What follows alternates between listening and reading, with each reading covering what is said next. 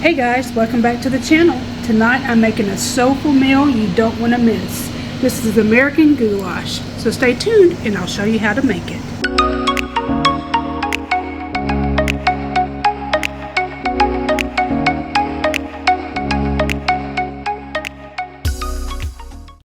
Okay guys, to start this recipe out, you're going to need 2 pounds of ground beef. We're going to brown this up and render the fat, and we're going to start putting everything together. So 2 pounds of ground beef goes into the Dutch oven. This is going to be a 1-pot recipe, so let's get right into it. Okay, to get started, we're going to brown our 2 pounds of ground beef. I'm going to go ahead and just break this up. This is an easy recipe, doesn't take much at all. I think it takes a total of maybe 30 minutes to make, and you can make it all in one pot.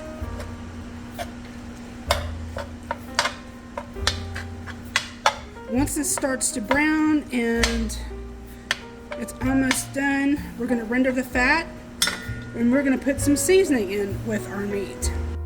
You can use ground beef or you can use pork. Today I'm just making a traditional way of American goulash. Nothing fancy about this. This is good to have when you are on the go and you don't have time to make a big old meal. This is great with a side piece of cornbread, which I'm making. You can have some asparagus with it, or some corn, or really any vegetable of your choice. You can also put bell pepper in here, which I don't have. I was kind of sad about that because I really wanted some bell pepper in here. But that's okay, you do not have to have that. So we're going to brown this up and we will start seasoning up our food. Okay guys, now I've browned the ground beef and I've rendered the fat, so we're going to get into putting everything else together. We're going to put in 1 tablespoon of onion powder and 1 tablespoon of garlic powder.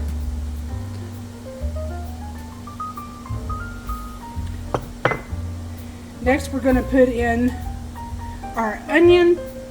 This is 1 medium onion that has been chopped up coarsely. Make sure you get all of that in there. Okay, now we're going to saute these onions until they are almost done. They're going to boil, so you don't have to really worry about them cooking in with the meat. We're going to saute this just for a few minutes, probably about 4 minutes or so, before we put our garlic in there. And if you haven't already, you guys, please subscribe. I would love to have you here, a part of my YouTube family. And please hit the like button because it helps me with my algorithm and helps me get out to a bigger audience. I would surely appreciate that. And if you can share me out to all social media, that would be awesome. Okay guys, this has been sauteing for about 5 minutes. And now that we got that done, we're going to come in and put a 1/2 teaspoon of black pepper. I'm going to wait on the salt because the bouillon has salt in it. If you have beef broth that doesn't have sodium, you can put your salt in there, probably about 1.5 teaspoons of salt. I'm going with the bouillon today, the beef bouillon, so I'm not going to add any salt right now until I give it a taste later.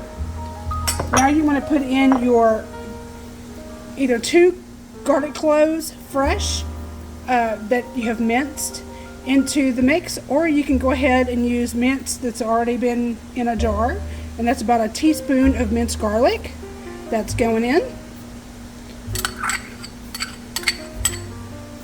Again, this is dump and go, guys.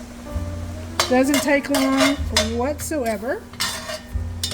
And you want to toss that with the meat and the onion until it becomes fragrant. And all of the ingredients and their measurements will be down below in the About Me section of the video. And I'll always list it on the monitor as well, so you can see it. Always want to list it on the video, so you have it in two places. So you might want to just get you some stuff and cook you some stuff while you're watching me. That would be perfect. Okay, now that that is simmering, we're going to put 2 cups. This is 2 cups of beef broth of your choice. It doesn't have to be the bouillon. You can do the sodium free. You can do the bouillon, whatever you like. I've got the bouillon, so I'm not going to put any extra salt in there. You can also salt it with seasoning salt if you like. So we're going to mix that up a little bit. Now again, I wanted to put some green bell pepper in here, and I don't have any. I thought I did, but I didn't. But you don't have to have that. Okay, next I'm going to put in 2 tablespoons of Worcestershire sauce.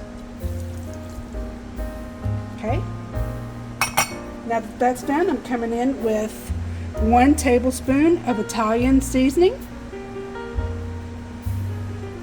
You can also put bay leaf or basil in here. The Italian seasoning already has it in there, so I'm just going to put the Italian seasoning.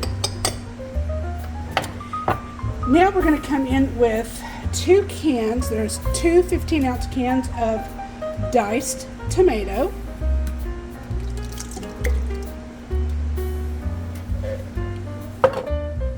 Then we're going to come in with 2 cans of tomato sauce. That's about 2 cups of tomato sauce. And I want to make sure I get all of the ingredients out, so I'm going to scoop that right out.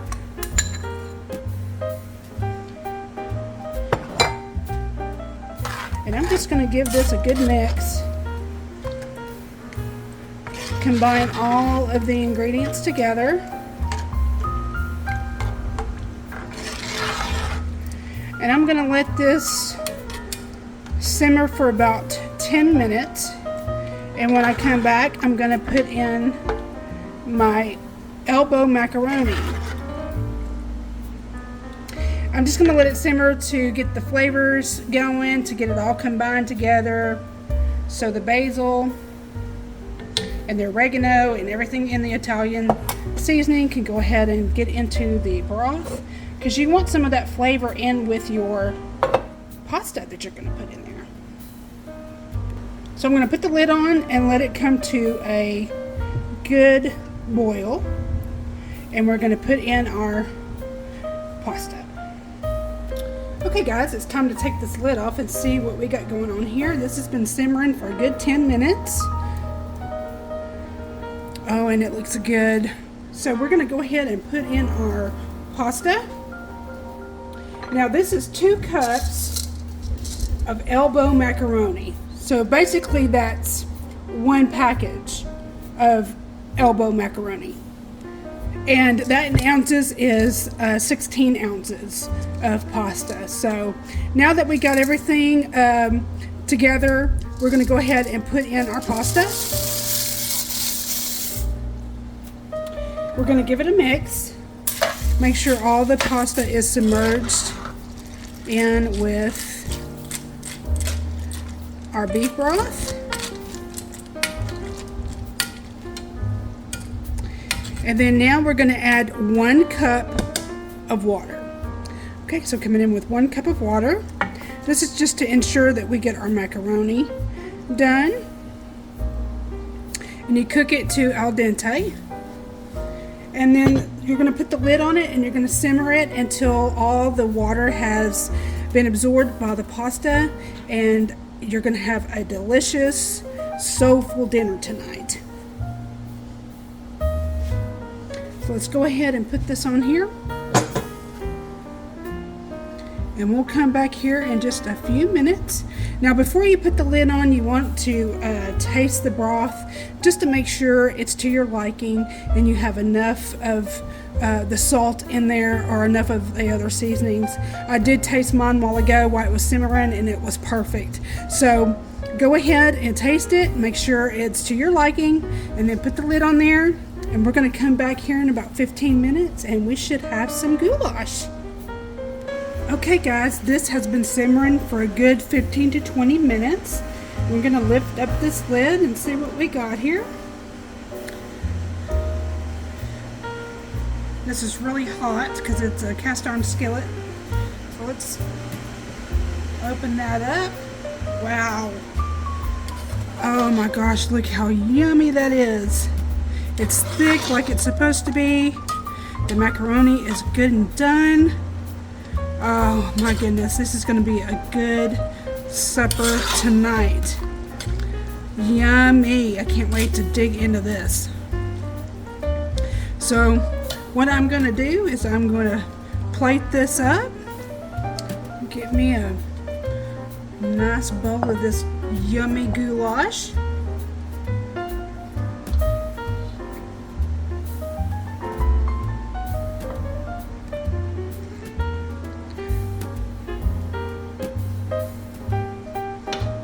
Oh my goodness, this will be so good with some asparagus, or you can even put some corn in your goulash if you would like. I've seen people do that.